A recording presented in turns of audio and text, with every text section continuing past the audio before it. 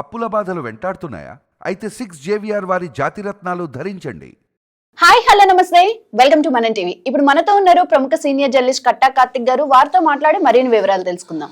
నమస్తే సార్. నమస్తే రమ్య. ఉమ్మడి కడప జిల్లాల్లో ఎన్నికలైతే జరిగాయి, జడ్పీటీసీవి. ఇటు ఒక పక్కన పులివెందుల, ఒంటిమిట్ట చూసుకుంటే, ఇంకా మరీ ముఖ్యంగా పులివెందులు చూసుకుంటే అది జగన్మోహన్ రెడ్డి గారు కట్టుకున్న కంచెకోట లాంటిదే అని చెప్పొచ్చు. మరి ఇప్పుడు అక్కడ తెలుగుదేశం జెండా ఎగురుతుంది అంటే జగన్మోహన్ రెడ్డి గారి కూశాలిగా కదిలినట్టే అంటారా?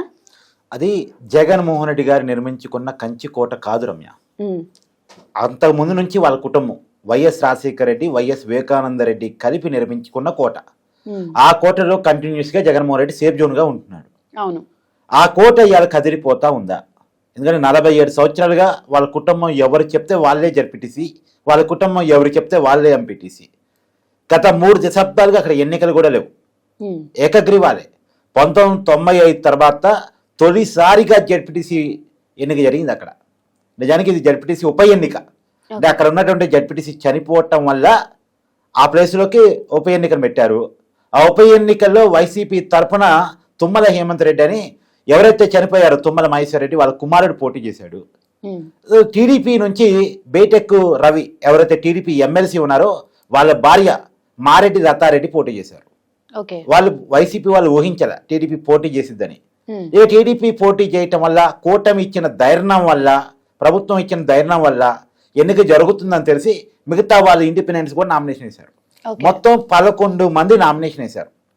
ఇప్పుడు మనం అర్థం చేసుకోవాల్సింది ఇక్కడ ఏంటి అంటే, సరే ఎన్నిక జరిగిన తీరు మీద చాలా కంప్లైంట్స్ నిన్న జగన్మోహన్ రెడ్డి గారు ప్రెస్ మీట్ పెట్టి వివరించారు. అరాచకం జరిగింది, పోలీసు రాజ్యం జరిగింది అంటే టీడీపీ గెలుస్తుందని ఎక్స్పెక్టెడ్. వైసీపీ వాళ్ళు చేతులు ఎత్తేశారు. నిన్న ఉప ఎన్నికల్లో రీపోలింగ్ 2 చోట్ల జరిగితే దాన్ని బహిష్కరించారు కూడా. 2 చోట్ల టీడీపీ గెలిచిద్ది అనేది వైసీపీ కూడా ఎక్స్పెక్టెడ్. మొత్తం రాష్ట్ర వైడ్గా నేను మొన్ననే చెప్పాను, 2 days బ్యాకే చాలా క్లియర్గా చెప్పాను, 2 చోట్ల కూడా టీడీపీ గెలవబోతుంది అని. వైసీపీ ఏమంటుంది, అధికార బలం ఉంది కాబట్టి గెలిచింది అంటది. సరే నిజంగా అంతా పారదర్శకంగానే జరిగిందా, ఏం పొరపాట్లు లేవా అంటే ఖచ్చితంగా కొన్ని పొరపాట్లు ఉన్నమాట వాస్తవం. కాకపోతే మనం ఈ చిన్న చిన్న పొరపాట్లను చూడాలా, ఎన్నిక జరగటాన్ని చూడాలా?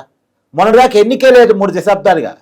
ఎన్నిక జరగని చోట, ఎన్నిక జరగటానికి అవకాశం ఉన్న చోట మరి సహజంగా ఎన్నిక ఎక్కడ జరగదు రమ్య? పోటీ చేయడానికి ఒక్కరు తప్ప ఇంకెవరు సిద్ధంగా లేకపోతే జరగదు. అక్కడ ప్రజలంతా ఒక్క పార్టీకే ఓటేస్తారు అనుకుంటే జరగదు. కానీ అక్కడ అది నిజానికి అది లేదు. కానీ సిచ్యువేషన్ ఎందుకు ఎన్నిక జరగట్లేదు అంటే భయం. వాళ్ళకు వ్యతిరేకంగా పోటీ చేస్తే చంపేస్తారు అనే భయం, వాళ్ళకి వ్యతిరేకంగా పోటీ చేస్తే ఉండనివ్వరు ఈ ఊళ్ళో అనే భయం. ఆ భయం చేత కేవలం 3 దశాబ్దాలు ఎవరు పోటీ చేయలేరు. కానీ ఆ భయాన్ని ప్రభుత్వం ఎప్పుడైతే తొలగించిందో, ఎన్నికల కమిషన్ ఎప్పుడైతే తొలగించిందో, ఎన్నిక పెడుతున్నామన్న విషయం వైసీపీకి అర్థమైందో వాళ్ళలో ఒక చెమటలు పట్టాయి. 11 మంది పోటీ చేశారు. ఆ 11 అనే అంకె ఎందుకు మరి జగన్మోహన్ రెడ్డి గారికి అది చేదు అనుభవం లాగా ఎదురవుతా ఉంది. ఇండిపెండెంట్స్ గారు మొత్తం 11 మంది. దాంట్లో వైసీపీ నామినేషన్ వేయించుకున్న వాళ్ళు కూడా ఉన్నారు చాలా మంది ఇండిపెండెంట్స్. అయితే ఒక నోటిఫికేషను, తర్వాత నామినేషన్ వేయటం, తర్వాత ప్రచారం చేసుకోవటం, తర్వాత ఎన్నిక జరగటం, ఇది ప్రజాస్వామ్యంలో జరగాల్సిన ప్రక్రియ.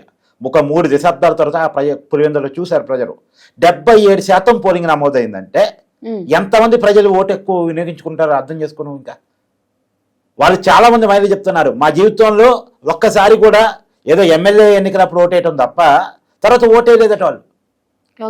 లోకల్ బాడీల్లో ఓటేయటం అనేది వాళ్ళ జీవితంలో ఎప్పుడు లేదంట.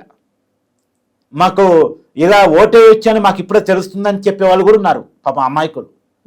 అప్పట్లో ఊర్లో డబ్బుకులు కొట్టి మూత మోగిస్తారు కదా మామూలుగా, అనౌన్స్ చేయాలంటే చేసేవాళ్ళు. రేపు ఎన్నికలు జరుగుతున్నాయి, మీకు సంబంధం లేదు, మీ ఓట్లు వేసుకుంటారని చెప్పేసి బహిరంగంగా చెప్పేవాళ్ళంటే ప్రజలు బయటికి రావద్దని ఒక టైంలో. అలాంటి పరిస్థితి నుంచి ప్రజలు స్వచ్ఛందంగా ఓటేసే పరిస్థితిలోకి అక్కడ చేరారు. ఎన్నిక జరగని పరిస్థితి నుంచి ఎన్నిక జరిగే పరిస్థితి వచ్చింది. దాని మేరకు ప్రజాస్వామ్యం మనకి వర్ధిల్లిందని చెప్పాలి. ఒక రకంగా చెప్పాలంటే అంటే సహజంగా ఎలా ఉంటుందంటే రమ్య, ఏకగ్రీవం చేశారనుకో, ఆ ఏకగ్రీవం చేయటానికి జగన్మోహన్ రెడ్డి కుటుంబం కారణం కాబట్టి జగన్మోహన్ రెడ్డి కుటుంబానికి ఆ జడ్పీటీసీ బానిసగా ఉంటాడు. నేను జగన్మోహన్ రెడ్డి గారు నచ్చడం వల్ల నేను జడ్పీటీసీ అయ్యాను అనుకుంటాడు తప్ప ప్రజలు ఓటు వేయటం వల్ల జడ్పీటీసీ అయ్యాను అనుకోడుగా. నన్ను జడ్పీటీసీ చేసింది ఎవరు? జగన్మోహన్ రెడ్డి గారు. ఎంపీటీసీ చేసింది ఎవరు? జగన్మోహన్ రెడ్డి గారు. నన్ను ఎంపీపీ చేసినవారు జగన్మోహన్ రెడ్డి గారు అనుకుంటారు తప్ప ప్రజలు అని అనుకోడు కదా. ప్రజలు ఎందుకంటే ఎన్నుకున్న ప్రజలు నాయకుడు ఓటు కాదు. కాదు కదా వాడు. ఎప్పుడైతే ప్రజల ఓటుతో ఎన్నికవుతాడో అప్పుడు ప్రజలంటే భయమో భక్తో ఉంటది. అవును. మళ్ళా రేపు ప్రజల కాడికి ఓటు అడగటానికి పోతే నువ్వు నాకు ఈ పని చేయలేదు కదా ప్రజలు అడుగుతారు కదా అని ఒక భయమో భక్తో ఉంటది కదా. కాబట్టి ప్రజలకు సర్వీస్ ఒకసారి కాదు ఒకసారి చేయాలనే ఫీలింగ్ వస్తుంది. అందుకనే ప్రజాస్వామ్యంలో ప్రజల ఓటు అనేటువంటిది చాలా అవసరం. మన ప్రజాస్వామ్య నిర్వచనమే to the people, by the people, for the people. ప్రజలే ఇక్కడ అంతిమ నిర్ణేతలు కావాలి. ప్రజాప్రతినిధులు ప్రజలకి సర్వీస్ చేసేవాళ్ళు కావాలి తప్ప ప్రజల మీద పెత్తనం చేసేవాళ్ళు కాకూడదు. కానీ నిన్నటిదాకా పెత్తనం చేసేవాళ్ళు ఉన్నారు, వాళ్ళ ప్లేస్లో సర్వీస్ చేసేవాళ్ళని ఇవాళ ప్రజాస్వామ్య పద్ధతులు ప్రజలు ఎన్నుకుంటూ ఉన్నారు. నువ్వు గమనించు, ప్రజలు కూడా ఎప్పుడు ఒకే రాజకీయ పార్టీకి ఒకే రాజకీయ నాయకుడు కొట్టారు. వాళ్ళ ఆలోచనలు మార్చుకుంటూ ఉంటారు. ఎందుకంటే ఒకడికే ఎప్పుడు అధికారం ఇచ్చామనుకో వాడు అహంకారం ఎక్కిద్ది, నెత్తి మీద ఎక్కి పెత్తనం చేస్తాడు. అధికారాన్ని మారుస్తున్నాం అనుకో వాళ్ళు కూడా భయం ఉంటుంది. ప్రజలకు సర్వీస్ చేయకపోతే మమ్మల్ని మార్చేస్తారు అనుకో భయం ఉంటుంది. వాడేదో బాగా చేస్తే తప్ప వాడిని కంటిన్యూ చేసుకోరు సహజంగా. ఇప్పుడు చూడు స్టేట్ ఎలక్షన్ చూడు, 2014 నుంచి 2019 వరకు టీడీపీ, 19 నుంచి 24 వైసీపీ, మళ్ళా మొన్న 24లో టీడీపీ అంటే కూటమి గెలిచింది. అంటే అట్లా ప్రజలు అధికారాన్ని మారుస్తూ ఉంటారు. ఇప్పుడు కూటమి బాగా చేస్తుంది అనుకో కంటిన్యూ చేయొచ్చు, కూటమి బాగా చేయలేదు అనుకో కూటమిని కూడా మార్చేస్తారు. ఈ అవకాశం ప్రజల చేతిలో ఉండాలి. అది ఎప్పుడు వస్తుంది? ఎన్నికలు జరిగినప్పుడు వస్తుంది. ఎన్నికలు జరగకుండా ప్రజల్ని భయపెట్టేసి ఇళ్లలో నుంచి రానివ్వకుండా ఎవరిని నామినేషన్లు వేయనీయకుండా ఏకగ్రీవాలు చేస్తే ఎక్కడి నుంచి వస్తుంది? వ్యసనదారితనం వస్తుంది, రాచరికం వస్తుంది. మనది చైనా లాంటి వ్యవస్థ కాదు, ఏకస్వామ్య వ్యవస్థ కాదు, ఒక పార్టీ వ్యవస్థ, ఒక కుటుంబ వ్యవస్థ, ఒక వ్యక్తి వ్యవస్థ కాదు. ఇది మంది ప్రజాస్వామిక వ్యవస్థ. ప్రజలే దాన్ని నిర్ణయించుకుంటారు తమను ఎవరు పాలించాలి అనేటువంటిది. కాబట్టి ఆ రకంగా మామూలుగా గాంధీ గారు అంటారు, గ్రామానికి దేశానికి గ్రామాలే పట్టుకోమలు అని చెప్పేసి. గ్రామాలు పట్టుకోమలు కావాలంటే గ్రామంలో పరిపాలించే వాళ్ళు బలంగా ఉండాలి. స్థానిక సంస్థల్లో నాయకత్వం బలంగా ఉండాలి. స్థానిక సంస్థల నాయకత్వం బలం కావాలంటే వాళ్ళ మధ్య పోటీ ఉండాలి. ఆ పోటీలో మంచివాడిని ప్రజలు ఎన్నుకోగలగాలంటే ఎన్నికలు జరగాలి. సరే, అయితే ఇప్పుడు పులివెందలో మనకి తెలుగుదేశం పార్టీ జెండా ఎగురుతుంది. ఇకనైనా కానీ జగన్మోహన్ రెడ్డి గారిలోంచి మనం మార్పు ఎక్స్పెక్ట్ చేయొచ్చా? ఆయనకి జరిగిన ఈ అవమానంతో అయినా జగన్మోహన్ రెడ్డి గారు ఒక విషయం గుర్తుంచుకోవాలి. ఇవాళ టీడీపీ అరాచకంగా గెలిచింది, ఏదో పోలీసు రాజ్యాన్ని ఉపయోగించుకుని గెలిచిందని వారు చెప్పొచ్చు కాక. కానీ జగన్మోహన్ రెడ్డి గారు ముఖ్యమంత్రిగా ఉన్నప్పుడు కూడా రాయలసీమ పట్టభద్రుల ఎమ్మెల్సీ ఎన్నికల్లో పులివెందులలో వైసీపీ కంటే ఎక్కువ టీడీపీకి ఎక్కువ ఓట్లు వచ్చాయి. అధికారం వైసీపీది, జగన్మోహన్ రెడ్డి ముఖ్యమంత్రి, పులివెందుల ఎమ్మెల్యేగా ఉన్నాడు. అలాంటి టైంలో కూడా పోలీసులంతా వైసీపీ చెప్పు చేతల్లో ఉన్నప్పుడు కూడా వైసీపీ కంటే టీడీపీకి పట్టభద్రుల ఎమ్మెల్సీ ఎన్నికలు ఎక్కువ ఓట్లు వచ్చాయి. మరి దీన్నే ఉన్నది. మొన్న జగన్మోహన్ రెడ్డి గారి మెజార్టీ తగ్గింది. 2019లో 90,000కు పైగా మెజార్టీతో గెలిచిన జగన్మోహన్ రెడ్డి మొన్న ఎన్నికల్లో 61,000కి తగ్గాడు. అంటే జగన్మోహన్ రెడ్డి గారు దాదాపు 29,000 మెజార్టీ తగ్గింది. దీన్ని ఏమనాలి? ఇవాళ జెడ్పీటీసీ ఎన్నికల్లో వైసీపీని జనం ఓడించారు. అంటే దీన్ని బట్టి జగన్మోహన్ రెడ్డి గారు రివ్యూ చేసుకోవాల్సిందంటే ఇన్నాళ్ళు తన తండ్రి సంపాదించి పెట్టిన కోట కరుగుతూ ఉంది.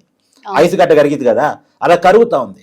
అలా కరగటానికి ఉన్న కారణం అంటే జగన్మోహన్ రెడ్డికి ప్రజల్లో బాండింగ్ పోతా ఉంది, ప్రజలతో ఉన్న కనెక్టివిటీ పోతుంది. ఇన్నాళ్ళు అక్కడ ఏం జరిగేదంటే రమ్య, మామూలుగా రాజశేఖర రెడ్డి గారు రాష్ట్ర రాజకీయాల్లో బిజీగా ఉన్న వివేకానంద రెడ్డి గారు అక్కడ జనానికి అందుబాటులో ఉండేవారు. అక్కడ ఏం కావాలన్నా వాళ్ళకి అవి చూస్తూ ఉండేవారు, మంచి చెడు. ఇప్పుడు జగన్మోహన్ రెడ్డి గారు అవినాష్ రెడ్డి గారి తరం వచ్చింది. అంటే రాజశేఖర రెడ్డి గారు చనిపోయారు, వివేకానంద రెడ్డి గారు చంపడ్డారు. ఇప్పుడు జగన్మోహన్ రెడ్డి గారు, అవినాష్ రెడ్డి గారు. జగన్మోహన్ రెడ్డి గారు స్టేట్ పాలిటిక్స్ లో బిజీగా ఉంటే అక్కడ ఎవరు చూడాలి? అవినాష్ రెడ్డి గారు చూడాలి. అవినాష్ రెడ్డి గారు కూడా స్టేట్ పాలిటిక్స్ బెంగళూరు ప్యాలెస్ అయ్యి అది నువ్వే అర్థం చేసుకోవాలి. బెంగళూరు ప్యాలెస్, తాడేపల్లి ప్యాలెస్, ఈ ప్యాలెస్ గోల ఏంటి? ప్యాలెస్లో డోలు మూసుకుని ఏం చేస్తారు?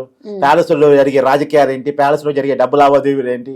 అవి నువ్వు అర్థం చేసి ప్రజల్లో ఉండాల్సిన నాయకుడు ప్యాలెస్లోని డోలు మూసుకుని ఎందుకు కూర్చుంటున్నాడు? ప్రజల్లోకి రావడానికి ఆయన కొన్ని ఎందుకు అంత భయం? ముఖ్యమంత్రిగా ఉన్నప్పుడు ప్రజల్లోకి పెద్ద పెద్ద పరదాలు కట్టుకుని ఎందుకు వచ్చాడు? అవన్నీ వేరే చర్చ. కానీ నేను చెప్పదలుచుకున్న పాయింట్ ఏంటంటే జగన్మోహన్ రెడ్డి గారు స్టేట్ పాలిటిక్స్ లో బిజీగా ఉన్నప్పుడు అవినాష్ రెడ్డి గారు అక్కడ లోకల్లో జనానికి దగ్గరగా ఉండాలి. కానీ అవినాష్ రెడ్డి అంటే జనానికి ప్రేమ కాదు, భయం. ఈ భయం ఎన్నాళ్ళు ఉంటుంది? భయాన్ని తీసేయగలిగిన వాడు వస్తే భయం పోద్ది. అక్కడ ఒకడు వచ్చాడు, ఐపీఎస్ కోయ ప్రవీణ్, ఏదో విక్రమార్కుడు సినిమాలో రవితేజ వచ్చినట్టు వచ్చాడు. భయాన్ని తీసేస్తున్నాడు. భయాన్ని తీసేయటం వల్ల ఇక్కడ చిన్నగా భయం అనేది కోల్పోతున్నారు. నిజానికి ఇక్కడ ఎన్నిక జరగటం మీద ఇద్దరు అధికారులు మనం ఖచ్చితంగా అభినందించాలి. ఒకళ్ళు ఐపీఎస్ కోయ ప్రవీణ్. ఎలాంటి మామూలుగా పులివెందులు అంటే మేము ఎక్స్పెక్ట్ చేస్తాం, మనం అక్కడ ఎన్నికలు జరుగుతున్నాయి, ఫస్ట్ టైం ఎన్నికలు జరుగుతున్నాయి, పెద్ద పెద్ద గొడవలు జరుగుతాయేమో, చనిపోతారేమో, ఎవరన్నా కత్తులు వేస్తాయేమో, బాంబులు వేస్తాయేమో, కొట్లాట్లుంటాయేమో అనుకుంటాం. కానీ ఇవేమీ లేకుండా ఎన్నికలు చేయగలిగాడు. ఆ మేరకు కోయ ప్రవీణ్ ఐపీఎస్ మనం అభినందించి తీరాలి. ఎస్. తర్వాత నీలం సహాని ఐఏఎస్ ఎలక్షన్ కమిషనర్.